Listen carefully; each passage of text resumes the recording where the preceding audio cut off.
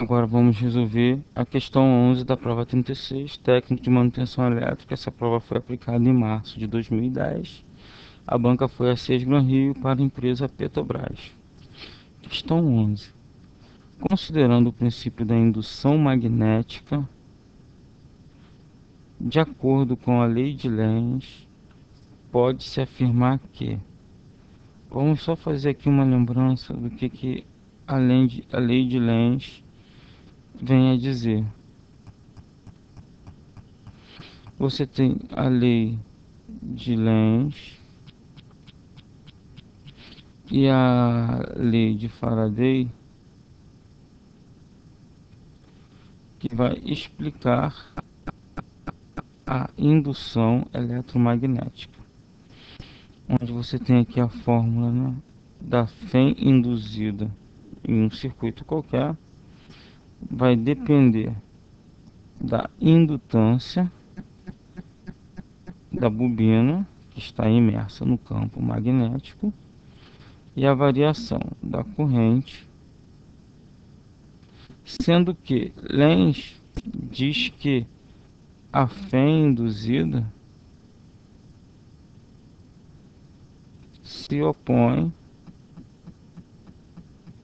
ao efeito que a gerou. O que gerou a força a eletromotriz foi essa variação de corrente sob um indutor. Aí ele acrescenta um sinal de negativo aqui.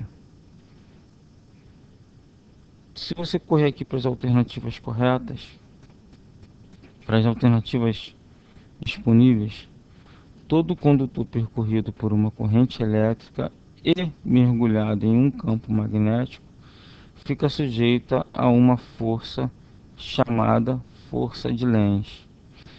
Aqui o que ele fez? Ele misturou aqui alguns conceitos sobre magnetismo, tentando enrolar o candidato, é lógico. Todo condutor percorrido por uma corrente elétrica, aí você corta aqui, esquece o restante.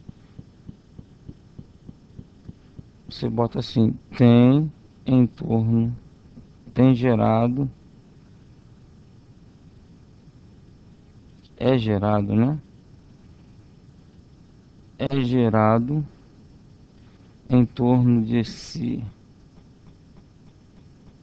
um campo magnético.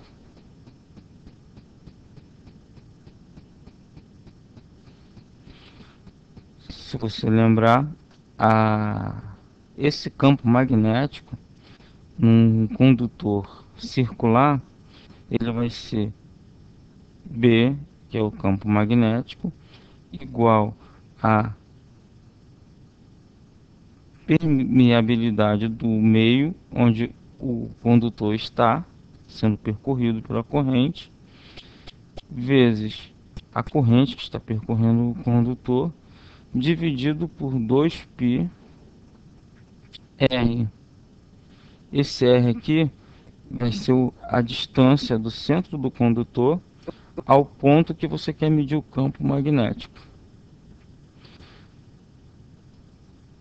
Outro conceito que também está embutido aqui é o todo condutor. Aí vamos esquecer agora a parte percorrido por uma corrente elétrica, vamos deixar assim: todo condutor mergulhado em um campo magnético fica sujeito a uma força. Essa força é a força eletromotriz. Então, todo condutor mergulhado em um campo magnético fica sujeito a uma força chamada de eletromotriz. Força eletromotriz. Isso aqui serviu para uma revisão boa. Agora, a letra B. Toda vez que o fluxo magnético através de um circuito variar, surge nesse circuito uma Fem induzida. Isso aqui, junto com isso aqui, É a lei de Faraday. Vou botar com letra maiúscula o nome do cara. Lei de Faraday. Que diz que todo condutor mergulhado num fluxo todo circuito, né, condutor mergulhado em um fluxo magnético variável tem em si uma fé induzida. Letra C. O sentido da corrente induzida em um circuito fechado, produzida pela variação do fluxo magnético, é tal que, por seus efeitos, opõe-se à variação do fluxo que lhe deu origem. Essa é a resposta correta. Que você vai ver aqui, ó, é a que mais lembra a lei de Lenz. A fé induzida só opõe ao efeito que a gerou. É o negativozinho daqui, que é explicado pela lei de Lenz, que está descrito na letra C. Agora, a letra D, campo magnético. Vamos aproveitar para continuar fazendo uma revisão sobre campo magnético.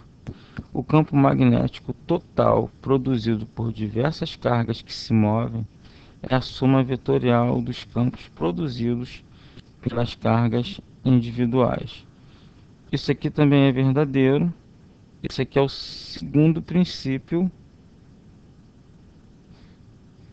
dos três que explica o eletromagnetismo. Você tem uma força, né, que vai ser calculada pela fórmula força vai ser igual à intensidade do campo, a corrente que circula esse condutor, vezes o comprimento, L minúsculo, vezes o 100, porque sendo do ângulo formado entre o campo magnético e o condutor. Porque o campo magnético é uma grandeza vetorial. E o comprimento, se você tiver um condutor aqui,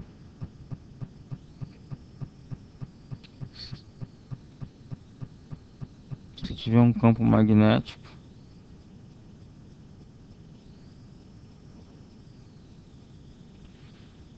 se ele tiver perpendicular ao campo magnético, sendo de 90, é igual a 1. Então você tem o valor máximo da força, né? E se ele tiver no mesmo sentido, se o condutor tivesse nesse sentido aqui, o seno de 0 é 0, você teria uma força igual a 0. Sendo igual a 0, todos os produtos aqui vão ser iguais a 0. Agora, para qualquer uma outra, depende desse ângulo formado entre as linhas do campo magnético e o condutor. Na letra E, o fluxo do campo magnético através de qualquer superfície fechada é sempre igual a 0. Isso aqui você vai lembrar da lei de Gauss, letra maiúscula.